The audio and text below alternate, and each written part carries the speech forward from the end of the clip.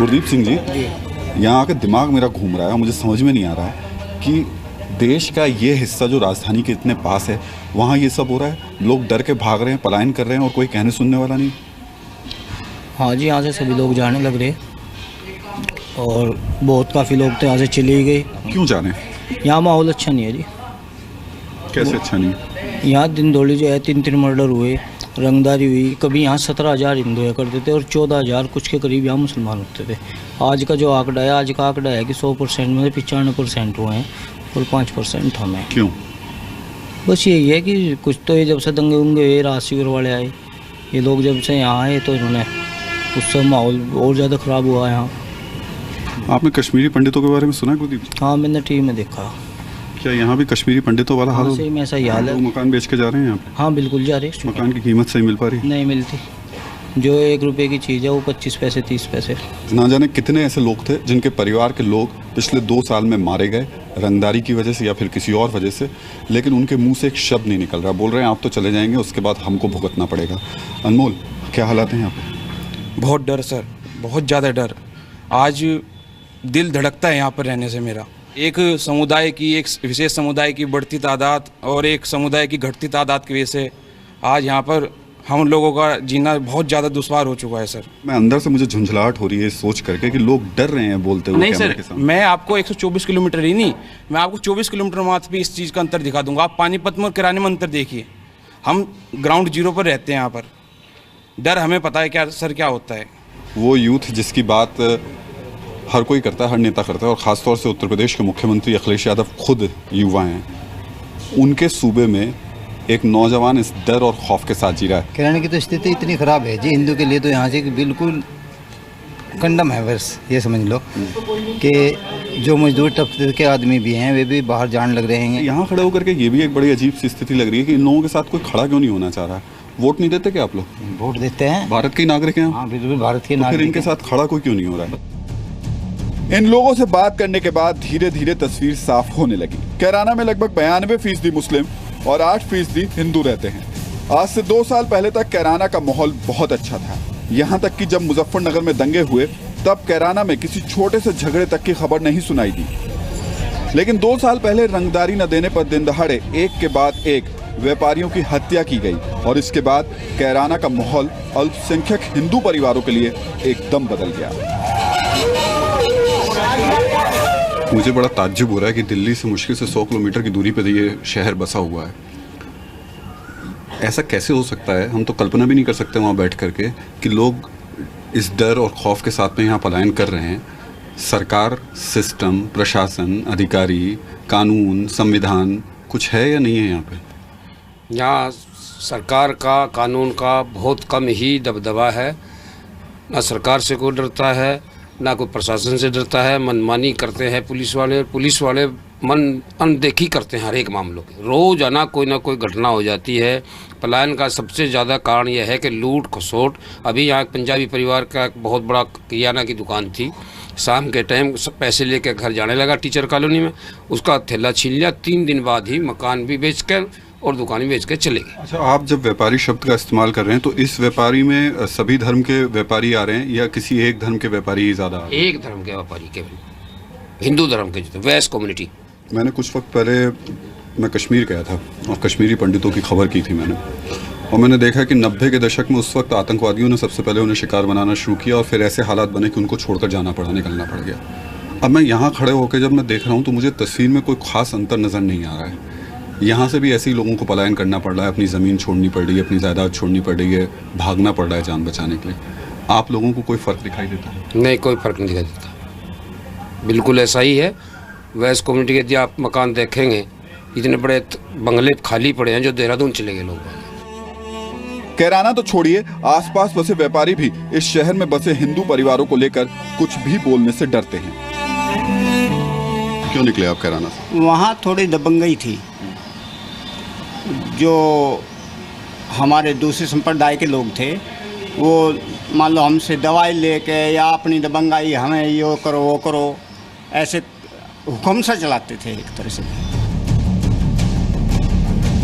कुछ वक्त पहले शामली से बीजेपी सांसद हुकुम सिंह ने इस मामले को उठाया, लेकिन उनके विरोधी इसे चुनावी स्टंट बता रहे हैं। गुमसी जी, ये क्या सिर्फ एक अपराधी और आपराधिक वारदातों को हम देखें, या फिर ये एक फोकस सिर्फ टारगेट किया जा रहा है किसी एक खास कम्युनिटी को और फिर वो बाहर जा रहे हैं? क्या ये हालात आपको कश्मीर में जो कश्मीरी पंडितों के साथ हुए थे वही नज़र आते हैं, या ये कुछ और है? लगभग मुझे वही नज़र आ रहे हैं, क्योंकि इसके दो कारण हैं।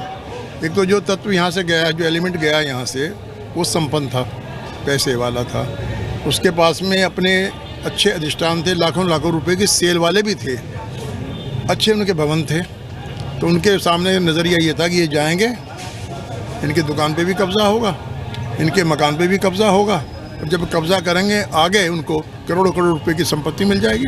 यही वहाँ कश्मीर में हुआ। कैसे संभव है कि इस देश में लोगों को ज़बरदस्ती भगा दिया जाए? मैं वहाँ जाकर लोगों से बात करूँ, लोग कह रहे हैं कि हम आप कैमरे से बोलेंगे नहीं, आपके सामने हमें गोली मार दी जाएगी। ये तो बड़ी अजीब सी स्थिति है। हाँ, अजीब स्थिति है, वातावरण तो यही है। बोल रहे हैं, हम बोल रहे हैं क्योंकि हम उनके प्रतिनिधि हैं।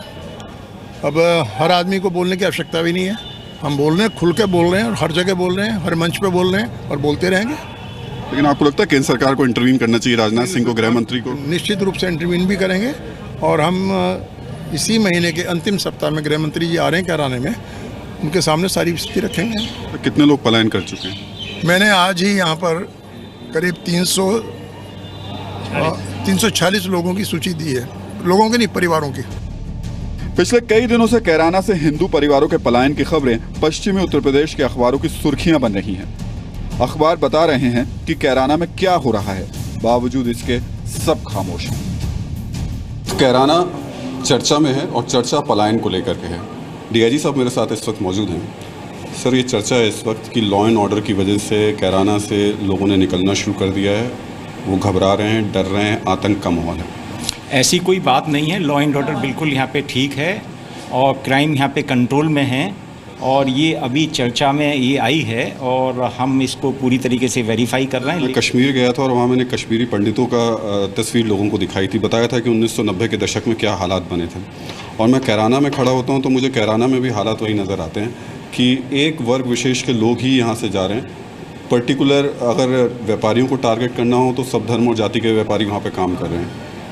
आप वर्दी में हैं, आपकी अपनी लिमिटेशन से मैं जानता हूँ, आप बोलेंगे बहुत सोच समझ के, लेकिन कहीं आपको लगता है कि कुछ और एंगल्स पर भी आपको इन्वेस्टिगेशन करनी होगी? हम जितनी भी चीज़ें हैं आप बता रहे हैं, हम सभी एंगल्स पे इन्वेस्टिगेशन करेंगे, हर पहलू को देखेंगे, हर चीज़ की हम गहराई से जांच करेंगे, इसके कारणों का पता लगाएंगे, और हम पूरे सोसाइटी को जो है इस आधार पर सुरक्षा मुहैया कराएंगे।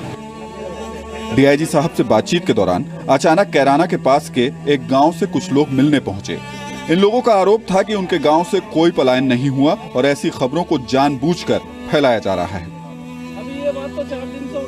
कैराना से लोग पलायन कर रहे हैं, लेकिन अब इसमें एक दूसरी तस्वीर और निकलकर सामने आ रही है। कैराना के आसपास के गांव के लोग आकर कह रहे हैं कि उनके गांव से कोई पलायन नहीं कर रहा। अब ये मोहम्मद इरशाद साहब हैं, पंजीट गांव के प्रधान हैं। जी। प्रधान जी, ये बताइए कि आपके गांव से कोई पलायन नहीं कर रहा? कोई पलायन नहीं कर रहा जी, सब ये झूठी बात है। गांव में पलायन नहीं हुआ। जो एक दो घर गया हुआ है, 15-20 साल पहले गया हुआ है, नौकरी कर रहा है, वो उसका मकान यहाँ भी है और वहाँ भी है, और ज़मीन भी यही है उनकी। इरशाद ने जिस शख्स पर झूठी खबरें फैलाने का आरोप लगाया, हमने उससे भी बात की ताकि पूरे मामले का हर पहलू सामने आ सके। डीआईजी साहब के पास जब हम बैठे हुए थे तब पंजीठा गांव के आपके प्रधान पहुंचे, मोहम्मद इरशाद। उनके साथ 15-20 लोग थे और उन लोगों ने कहा कि ये खबर पैसा दे के छपवाई गई, गलत तरीके से छपवाई गई। आपका नाम उन्होंने लिया और कहा कि सैनी हैं और प्लस 4 लोग और हैं जिन्होंने उस खबर को प्लांट करवाया है। ऐसा कुछ नहीं है। राम अवतार शर्मा जिनके घर को दिखाया गया कि वो छोड़ के चले गए, वो राम अवतार शर्मा भी लाए गए, उनको भी कैमरे पे, हमारे कैमरे पे उन्होंने बोला जी मेरा ऐसा कुछ नहीं है, हमारा घर बिल्कुल ठीक है। अब बताइए हकीकत क्या है? इसमें हकीकत ये है कि सिक्के का दूसरा पहलू दिखाया जा रहा है प्रशासन और दूसरे लोगों को। वास्तविकता ये है कि गांव का प्रधान गांव के ही तालाब पे कब्जा किए हुआ है। बिल्कुल झूठ बोल रहे थे, और ये सांप्रदायिकता वाली कोई बात भी नहीं है, कोई उसके लिए कोई इशू नहीं है। वो केवल कब्जा ग्राम पंचायत की ज़मीनों पर कब्जा किया हुआ है, गांव के तालाब पर कब्जा किया हुआ है। पुलिस का कहना है कि अब वो हर पहलू पर जांच करेगी, लेकिन हैरानी की बात तो ये है कि जब कैराना के बड़े बड़े व्यापारी करोड़ों की जमीन जायदाद छोड़कर भागे, तब सरकार और पुलिस ने जांच की बात क्यों नहीं की? कैराना में जब आप घूमते हैं तब आपको समझ में आता है कि यहाँ कैसे लोगों को भगाया गया। मैं इस शब्द का इस्तेमाल कर रहा हूँ। ओमपाल जी, यहाँ पर एक बड़ा पिक्चर हॉल है, उसको देख रहे हैं। ओमपाल जी, इस पिक्चर हॉल को आप क्यों देख रहे हैं? ये बताइए। अब सवाल बड़ा अजीब सा है, क्यों देख रहे हैं? हाँ जी। पर आप बताएंगे तो आपको अजीब सा लगेगा। हाँ जी। क्यों देख रहे हैं? बस देखना तो है जी, जैसे पीछे जी गुंडागर्दी मर्डर मैटर हुए थे जी, उसमें मालिक लोग छोड़ के बाहर चले गए थे, तो उस वजह से जब से बीच में 1 2 4 बार आए जी, फिर बोले कि तुम्हें अपना आप ही चलाओ, बस अपना आप ही रखो। पुलिस को नहीं बोलते आप जाकर? पुलिस को बोलते हैं जी, आ भी जाती है पुलिस, उठा भी ले जाती है, लेकिन उसके बाद फिर ऐसा हिसाब है जी यहाँ पे, बस फिर छूट जाते हैं। कौन सी पिक्चर लगी हुई है आपके? अभी पिक्चर लग रही है मैंने जी, सिंघम रिटर्न जी। सिंघम रिटर्न, जरा एक बार बोर्ड दिखा दीजिएगा। हम पुलिस की बात कर रहे थे और देखिए ये भी एक बड़ा इत्तेफाक है कि इनके हॉल पे सिंघम रिटर्न्स लगी हुई है, लेकिन अफसोस की बात यह है कि इस शहर को कोई सिंघम मिल नहीं पाया है। अगर सिंघम मिल जाता तो शायद इस शहर की तस्वीर कुछ और होती, लेकिन है कुछ और। सिंघम हो सकता है अधिकारी, बशर्ते कि मुख्यमंत्री, नेता, सियासत करने वाले लोग उसे ताकत दें।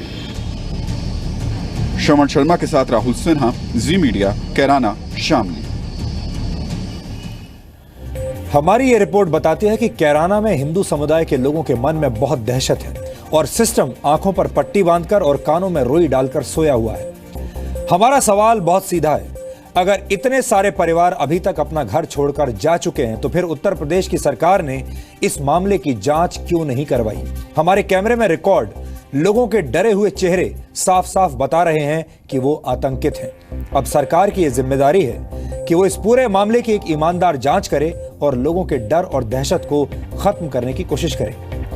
आपने अक्सर देखा होगा कि हमारे देश में अल्पसंख्यक वोटों की राजनीति खूब जोर शोर से होती है, लेकिन विडंबना यह है कि अगर देश के किसी हिस्से में हिंदू अल्पसंख्यक बन जाते हैं और उन पर अत्याचार होने लगते हैं तो सिस्टम में कोई भी उनके प्रति सहानुभूति नहीं दिखाता।